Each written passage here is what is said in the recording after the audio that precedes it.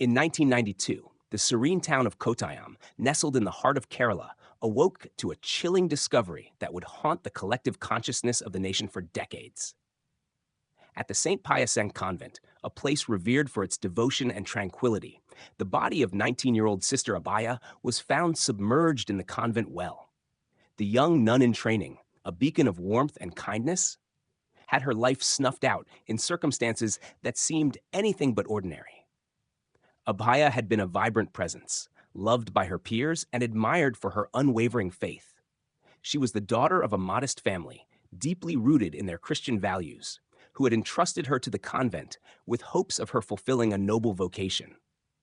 Her sudden death was a thunderbolt that shattered not only their dreams, but the perceived sanctity of the institution she served. The convent's morning routine came to an abrupt halt when a nun, on her way to draw water, discovered the lifeless body floating in the well. Panic spread through the cloistered walls as the news rippled beyond the convent's boundaries, drawing law enforcement and curious onlookers to the scene. The local police were quick to label the incident a suicide, suggesting that Abhaya had succumbed to the pressures of her studies and religious training. However, whispers of doubt began to emerge. Those who knew Abhaya found it impossible to reconcile the narrative of despair with her spirited and cheerful demeanor. Her family, devastated by the loss, vehemently refused to accept the police's conclusions. They pointed out that she had shown no signs of distress or depression in the days leading up to her death. This skepticism soon spread among the local community, casting a shadow over the official investigation. As the days turned into weeks, the inconsistencies in the case began to pile up. The autopsy report revealed marks on Abhaya's head, suggesting a physical assault. Yet, these details were conspicuously absent from the initial police findings. Evidence that could have provided clarity mysteriously went missing, including Abhaya's personal belongings and her diary. It was as if the truth was being deliberately concealed, raising suspicions of foul play and a potential cover-up. Journalists and activists took up the cause, refusing to let the case fade into obscurity. Their persistence uncovered a chilling possibility that Abhaya's death was not the result of her own actions, but a violent crime committed within the convent's walls. Allegations of powerful forces working behind the scenes to protect the institution began to surface, further deepening the mystery. The image of the convent, once a sanctuary of peace, was now tainted with dark rumors. Abhaya's tragic demise was no longer just a personal loss. It had become a symbol of justice denied and the vulnerability of truth in the face of power. As the sun set on Kottayam, the town found itself grappling with a question that would linger for nearly 3 decades. What truly happened to Sister Abhaya? The discovery of Sister Abhaya's body should have sparked a thorough and transparent investigation, but what unfolded instead was a tale of obstruction, manipulation, and power. From the very beginning, it became clear that forces larger than the local authorities were at play. Key evidence that could have unraveled the mystery started disappearing, beginning with Abhaya's personal diary, which vanished without explanation. Autopsy reports, which could have shed light on the cause of her death, were tampered with, omitting critical details that suggested foul play. The police, under pressure to conclude the case quickly, stuck to their narrative of suicide despite glaring inconsistencies. Their insistence on this theory raised eyebrows, especially when reports surfaced that vital leads were ignored. Witnesses who claimed to have seen or heard unusual activity around the convent on the night of Abhaya's death were dismissed. It seemed as though the investigation was being guided, not by the search for truth, but by the desire to maintain a particular story. The involvement of powerful institutions soon became evident. The church, a revered and influential entity in Kerala, was accused of exerting its clout to suppress the case. The convent, which had been a symbol of piety and devotion, was now under scrutiny. Allegations began to surface about the misuse of power within its walls, suggesting that individuals within the church hierarchy were working to protect their own, even at the cost of justice for Abhaya. As doubts about the initial investigation grew, the public's outrage began to mount. Activists and journalists, refusing to let the matter be swept under the rug, started digging deeper. Their relentless efforts exposed the glaring gaps in the police's handling of the case and the apparent complicity of certain officials in shielding the culprits. Protests erupted with demands for an impartial inquiry. Abhaya's family, though devastated, stood firm in their quest for answers, joining hands with those who had taken up the fight for justice. The pressure became too great to ignore, and the case was handed over to the Central Bureau of Investigation, CBI, India's premier investigative agency. This transfer was seen as a glimmer of hope, but it also marked the beginning of a long and arduous battle. The CBI faced immense challenges from the outset. Evidence had been destroyed, witnesses had been silenced or intimidated, and a culture of fear had permeated the convent. Despite these obstacles, the CBI managed to uncover a critical detail. The injuries on Abhaya's head were consistent with blunt force trauma, strongly suggesting homicide. This revelation directly contradicted the suicide narrative propagated by the police. However, even with this breakthrough, progress was painfully slow. The suspects, including individuals with significant influence, used every means at their disposal to delay the investigation. The systemic failures and deliberate obstruction of justice cast a grim shadow over the case. What should have been a straightforward pursuit of the truth had become a battle against a deeply entrenched network of power and privilege. The haunting question persisted: who was protecting the perpetrators and why? As the investigation into Sister Abhaya's death transitioned to the Central Bureau of Investigation, CBI, the case seemed poised to take a decisive turn. However, the path to truth was far from straightforward. The CBI uncovered evidence that pointed unmistakably to foul play, but the agency was met with resistance at every step.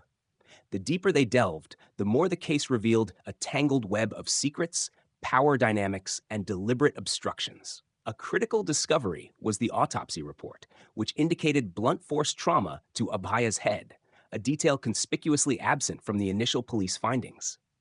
This revelation transformed the case entirely, shifting the narrative from suicide to potential homicide. Soon after, whispers began to surface about a suspicious incident on the night of Abhaya's death. Witness accounts, though sparse and vague, hinted at unusual activity in the convent's kitchen and adjacent areas.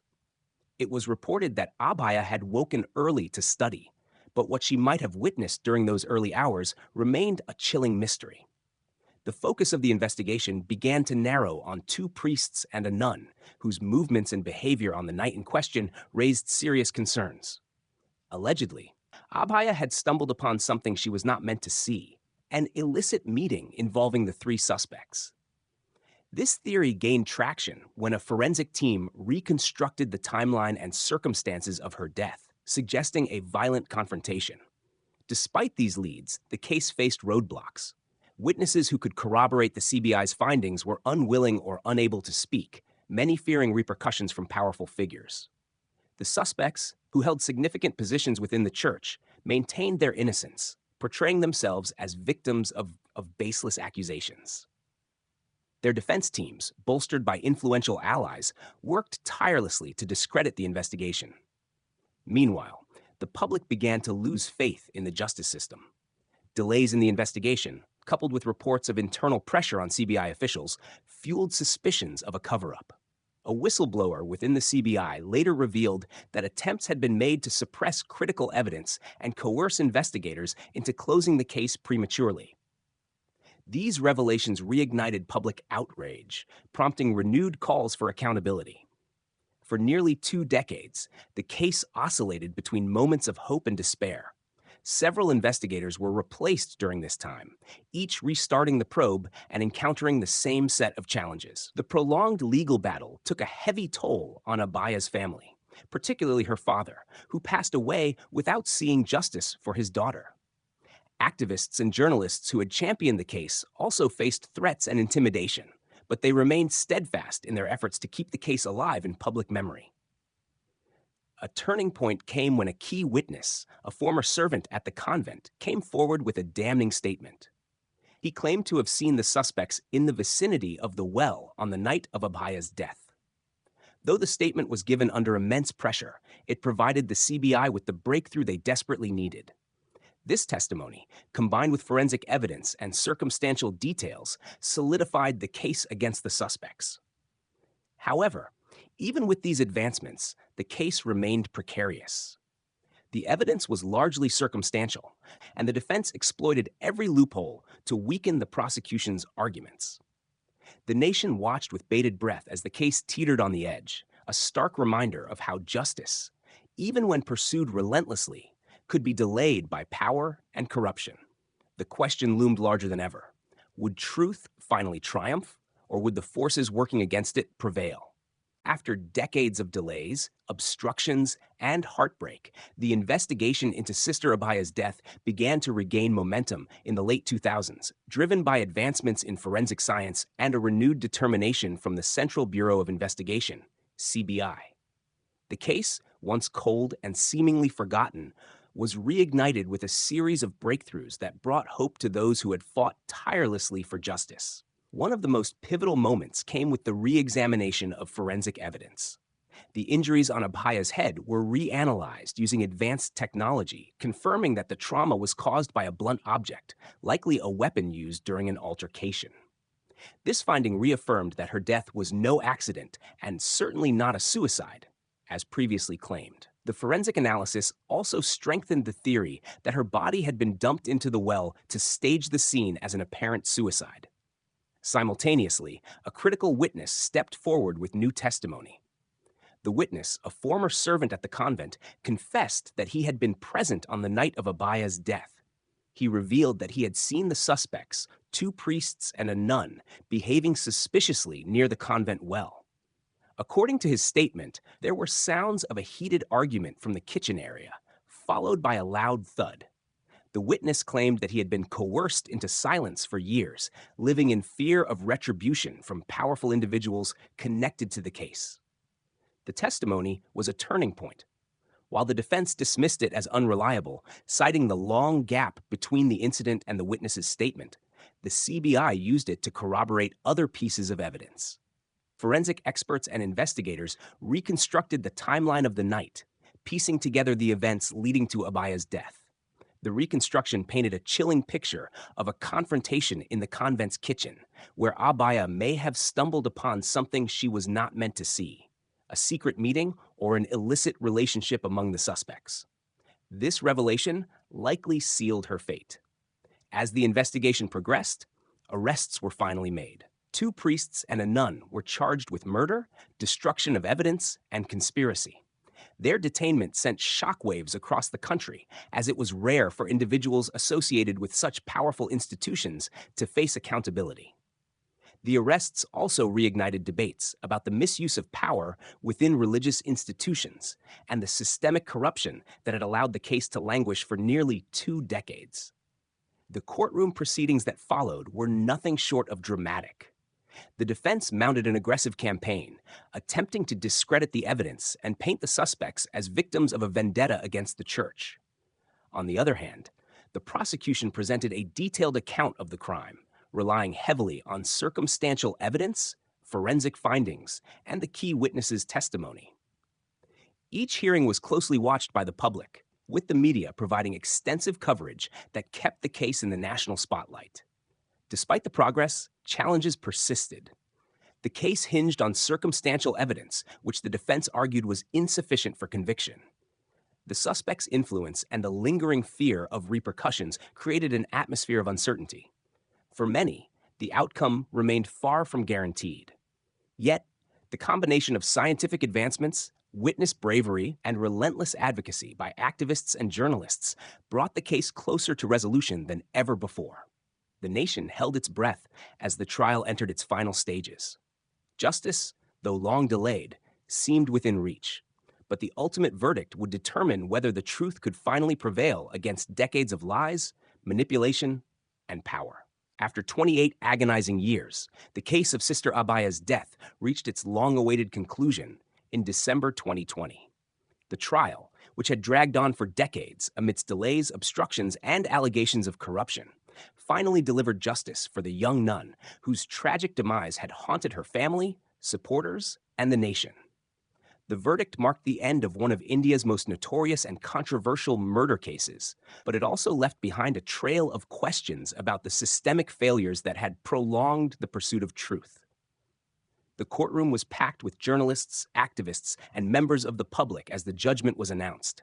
Two priests, Father Thomas Couture and Father Jose Puthrakayil, along with Sister Sephi, were accused of murdering Sister Abhaya to cover up illicit activities that she had accidentally witnessed. Over the years, the evidence had been painstakingly pieced together, relying on forensic findings, witness testimonies, and circumstantial evidence. While the case lacked direct proof, the cumulative weight of the evidence was undeniable. The trial culminated in the conviction of Father Thomas Couture and Sister Sephi. The court found them guilty of murder, conspiracy, and destruction of evidence. Father Jose Puthrakayil was acquitted due to insufficient evidence linking him directly to the crime. The judgment was a scathing indictment of the abuse of power within institutions that were supposed to uphold moral values. The court detailed how the perpetrators had used their influence to manipulate the investigation, tamper with evidence, and intimidate witnesses over the years. The verdict brought a bittersweet sense of closure to those who had fought tirelessly for justice. Abhaya's family, particularly her late parents, had endured relentless grief and frustration as they sought the truth about their daughter's death. Though they were no longer alive to witness the verdict, their struggle was honored by activists and journalists who had carried their fight forward. For these advocates, the verdict was not just a victory for Abhaya, but a testament to the power of perseverance and the resilience of those who refuse to let the truth be buried. Public reaction to the judgment was mixed. On one hand, there was relief and satisfaction that justice had finally been served. On the other, there was outrage over the decades it had taken to arrive at the truth. The case exposed glaring flaws in the justice system. From the initial police investigation that dismissed Abhaya's death as a suicide to the undue influence exerted by powerful entities to derail the inquiry. Many questioned whether the system would have responded differently if not for the relentless efforts of activists, journalists, and the public. The case of Sister Abhaya left an indelible mark on the nation's conscience. It highlighted the urgent need for accountability within powerful institutions, including religious organizations, and underscored the importance of protecting whistleblowers and witnesses. The judgment, while long overdue, served as a reminder that the truth, no matter how deeply buried, could eventually surface. As the country reflected on the case, Sister Abhaya became more than a victim. She became a symbol of resilience, justice, and the enduring fight against corruption and abuse of power. Her story resonated far beyond the walls of the convent where her life ended, inspiring others to demand transparency and accountability in the face of adversity. Though her life was cut tragically short, the fight for her justice ensured that her legacy would endure, serving as a beacon of hope for all those seeking to expose the truth.